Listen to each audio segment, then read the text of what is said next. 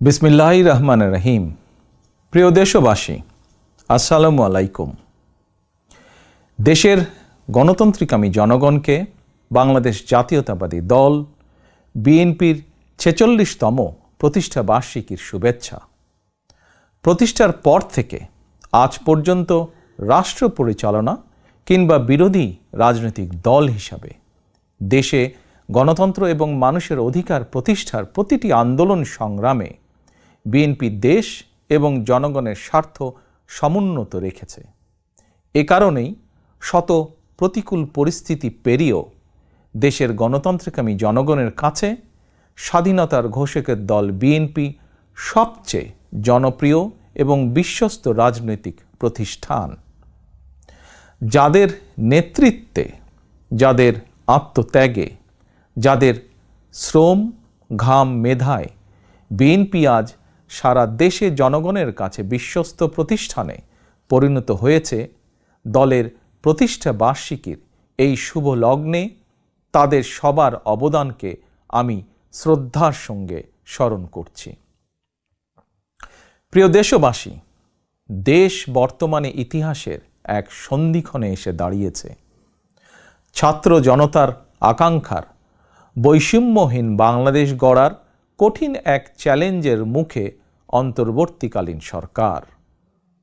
হাজারো শহীদের আত্মত্যাগ আর অসংখ্য ছাত্র জনতার নিদারুণ যন্ত্রণাকর পরিস্থিতির মধ্য দিয়ে গত ৫ই আগস্ট দেশ স্বৈরাচার মুক্ত হয়েছে।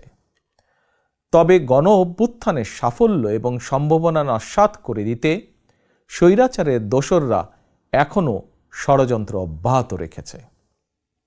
আমি বিশ্বাস করি, বাংলাদেশের পক্ষে শক্তি সতর্ক থাকলে বাংলাদেশকে আর বিপথে নেওয়া যাবে না, আর পথ হারাবে না আমাদের এই প্রিয় বাংলাদেশ।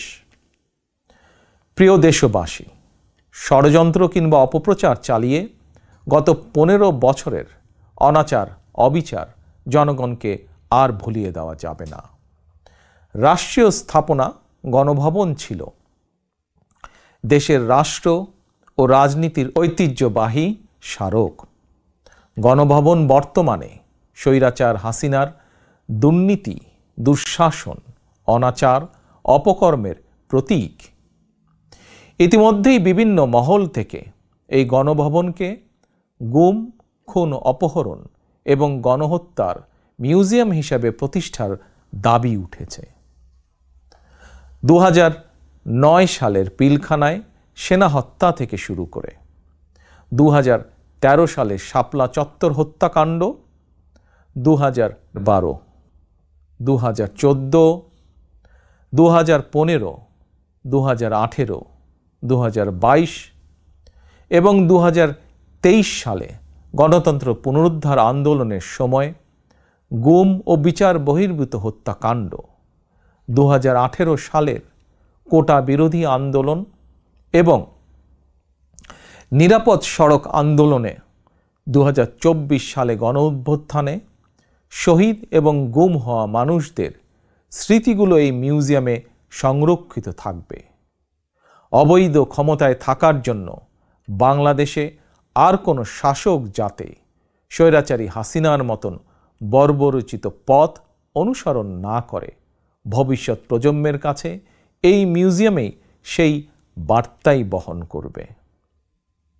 প্রিয় দেশবাসী, অন্তর্বর্তীকালীন সরকার যখন গণ অভ্যুত্থানের আকাঙ্ক্ষা বাস্তবায়নের পথে রয়েছে, এমন সময় হঠাৎ করেই চাপিয়ে দেওয়া বন্যা পরিস্থিতি দেশের পূর্বাঞ্চলের বিস্তীর্ণ অঞ্চল গ্রাস করে নিয়েছে। বন্যার করাল গ্রাসে প্রায় ১ কোটি মানুষ কম বেশি ক্ষতিগ্রস্ত হয়েছেন। অনেক মানুষ মারা গিয়েছেন, বিনষ্ট হয়েছে সম্পদ। এমন পরিস্থিতিতে সাধ্যমতন বন্যার্তদের পাশে দাঁড়াতে বিএনপি প্রতিষ্ঠা বার্ষিকীর সকল কর্মসূচি বাতিল করেছে। ইতিমধ্যে কোনো কোনো এলাকায় বন্যার পানি কমতেও শুরু করেছে। ফলে যারা বন্যায় ক্ষতিগ্রস্ত হয়েছেন, এই মুহূর্তে তাদেরকে বন্যা বিধ্বস্ত ঘরে ফেরানো কিংবা তাদের পুনর্বাসন প্রক্রিয়া বন্যাকালীন পরিস্থিতি থেকেও কিছুটা জটিল। সুতরাং আপনাদের কাছে আমার বিনীত অনুরোধ, আপনারা বন্যায় ক্ষতিগ্রস্তদের প্রতি আপনাদের সহযোগিতা দয়া করে অব্যাহত রাখুন। সমন্বিতভাবে ক্ষতিগ্রস্তদের পাশে দাঁড়ান। বিশেষ করে যেসব পরিবারে নারী, শিশু, বৃদ্ধ কিংবা বৃদ্ধা রয়েছেন, অগ্রাধিকার ভিত্তিতে তাদের প্রতি দয়া করে সহায়তার হাত বাড়িয়ে দিন। সফলজনকভাবে বন্যা পুনর্বাসন প্রক্রিয়া সম্পন্ন করতে একজন নাগরিক হিসাবে সরকারি উদ্যোগ বাস্তবায়নেও দয়া করে সক্রিয় ভূমিকা রাখুন। প্রিয় দেশবাসী, রাষ্ট্র, রাজনীতি, শিক্ষা, সংস্কৃতি, অর্থনীতি, জনপ্রশাসন, বিচার বিভাগ সকল ক্ষেত্রে দেশকে এক নৈরাজ্যকর অবস্থায় রেখে স্বৈরাচারী হাসিনা পালিয়েছে। দেশকে একটি ঋণ নির্ভর, আমদানি নির্ভর, পরনির্ভর করে রেখে স্বৈরাচারী হাসিনা পালিয়েছে। শুধুমাত্র একজন হাসিনাই পালিয়ে যায়নি, তার বিনা ভোটের মন্ত্রিসভা, বিনা ভোটের সকল এমপি, এমনকি তাদের নিয়োগ দেওয়া বায়তুল মোকাররমের খতিব পর্যন্ত পালিয়েছে। দেশের এমন নজিরবিহীন ভয়ানক পরিস্থিতি অতিক্রম করে জনগণ এখন সম্মান এবং সমৃদ্ধির পথে এগিয়ে যেতে চায়।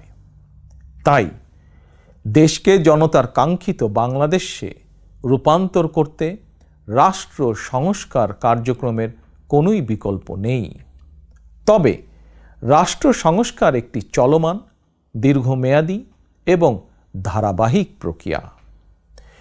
টেকসই এবং কার্যকর উপায়ে রাষ্ট্র সংস্কার করতে হলে সংস্কার প্রক্রিয়ার সঙ্গে অবশ্যই জনগণের প্রত্যক্ষ অংশগ্রহণ থাকা জরুরি। গণতান্ত্রিক বিশ্বের দেশগুলোতে জনগণের ভোট প্রয়োগের অগ্রাধিকার নিশ্চিত করার মাধ্যমে রাষ্ট্র সংস্কার কার্যক্রমে জনগণের অংশগ্রহণ নিশ্চিত করা হয়ে থাকে। কারণ একটি গণতান্ত্রিক রাষ্ট্রে সরকার এবং জনগণের মধ্যে কার্যকর সেতুবন্ধন হচ্ছে জনপ্রতিনিধিত্বশীল জাতীয় সংসদ।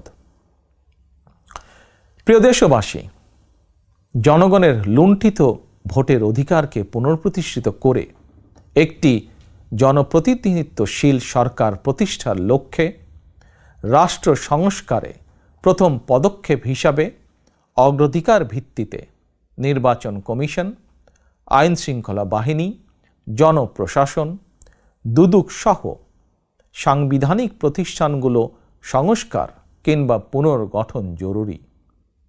সেই লক্ষ্য অর্জনে অন্তর্বর্তীকালীন সরকার তাদের পরিকল্পনা অনুযায়ী রাষ্ট্র সংস্কার কার্যক্রম এগিয়ে নিচ্ছে বলে আমরা মনে করি। সুতরাং জনগণের প্রত্যক্ষ ভোটে একটি জনপ্রতিনিধিত্বশীল রাষ্ট্র এবং সরকার গঠনের লক্ষ্যে দেশকে নির্বাচনী রোডম্যাপে তোলার জন্য প্রয়োজনীয় রাষ্ট্র সংস্কারের জন্য জনগণ অন্তর্বর্তীকালীন সরকারকে সব রকমের সহায়তা করতে প্রস্তুত। প্রিয় দেশবাসী, আমি মনে করি, আমাদের দল বিএনপি মনে করে, রাষ্ট্র সংস্কারকে কার্যকর করতে হলে দেশের রাজনৈতিক দলগুলোর দৃষ্টিভঙ্গি এবং কার্যক্রমেও স্বচ্ছতা নিশ্চিত করার বিষয়টিও উপেক্ষা করার কোনোই সুযোগ নেই। সে লক্ষ্যেই 2023 সালের জুলাই মাসে রাজনৈতিক দল হিসাবে বিএনপি রাষ্ট্র সংস্কারের পাশাপাশি দলীয় রাজনৈতিক সংস্কার কর্মসূচি ঘোষণা করেছে। বিএনপি সকল মত ও পথের সমন্বয়ে বাংলাদেশি জাতীয়তাবাদের ভিত্তিতে একটি অন্তর্ভুক্তিমূলক, বৈষম্যহীন ও সম্প্রীতিমূলক সরকার প্রতিষ্ঠা, নির্বাচনকালীন দল নিরপেক্ষ তত্ত্বাবধায়ক সরকার ব্যবস্থা প্রবর্তন, রাষ্ট্রীয় ক্ষমতা ভারসাম্য প্রতিষ্ঠার লক্ষ্যে নির্বাহী বিভাগ, আইন বিভাগ ও বিচার বিভাগের ক্ষমতা, দায়িত্ব ও কর্তব্যের সমন্বয় করা, পরপর 2 টার্মের বেশি কেউ প্রধানমন্ত্রীর দায়িত্ব পালন না করা, উচ্চ কক্ষ বিশিষ্ট আইনসভা প্রবর্তন, এমনকি সংবিধানের 70 অনুচ্ছেদ সংশোধন করার বিষয়েও পরীক্ষা নিরীক্ষা করাসহ রাষ্ট্র সংস্কারের জন্য 31 দফা রূপরেখা দিয়েছে। আমি মনে করি, আমাদের দল বিএনপি মনে করে, জনগণের কাঙ্ক্ষিত বাংলাদেশ গঠনের জন্য রাষ্ট্র ও রাজনীতি সংস্কারের বিকল্প নেই। দীর্ঘমেয়াদী রাষ্ট্র সংস্কার কার্যক্রমগুলো জনগণের প্রত্যক্ষ ভোটে নির্বাচিত সরকারের মাধ্যমে হলে সেটি বেশি কার্যকর বলে জনগণ বিশ্বাস করে এবং গণতান্ত্রিক বিশ্বেও এটি স্বীকৃত। প্রিয় দেশবাসী, আমাদের আর পেছনে তাকানোর কোনোই সুযোগ নেই। পলাতক স্বৈরাচার জাতীয় জীবনের 15টি বছর কেড়ে নিয়েছে। সেই দুঃস্বপ্নকে দূরে ঠেলে দিয়ে দেশের জনগণের সামনে একটি বৈষম্যহীন, নিরাপদ, মানবিক বাংলাদেশ গড়াই বিএনপির আগামী দিনের লক্ষ্য। বিএনপি বিশ্বাস করে, তথ্য প্রযুক্তির বর্তমান বিশ্বে কথামালার রাজনীতির পরিবর্তে বর্তমান প্রজন্ম প্রতিশ্রুতির বাস্তবায়ন দেখতে চায়। সমৃদ্ধি, সম্মান এবং সম্ভাবনার দ্বার উন্মোচন দেখতে চায়। এজন্য রাষ্ট্র ও রাজনীতির কাঠামোগত পরিবর্তনের পাশাপাশি ভবিষ্যৎ প্রজন্ম এবং কর্মক্ষম জনশক্তির সামনে সম্ভাবনার সকল দ্বার উন্মুক্ত করে দিতে হবে। নৈতিক মূল্যবোধ এবং কর্মমুখী শিক্ষানীতির পাশাপাশি দেশে বিদেশে কর্মসংস্থানের নতুন ক্ষেত্র তৈরি করতে হবে। বৈদেশিক কর্মসংস্থান নিশ্চিত করতে প্রয়োজনে অগ্রাধিকার ভিত্তিতে রাষ্ট্রীয় উদ্যোগে দক্ষ শ্রমশক্তি তৈরি করতে হবে।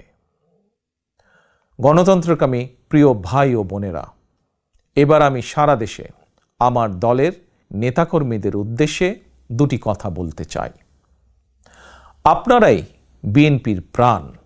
শত নির্যাতন, নিপীড়ন, হামলা, মামলা, হয়রানির শিকার হয়েও আপনারা জাতীয়তাবাদের আদর্শ বিচ্যুত হননি।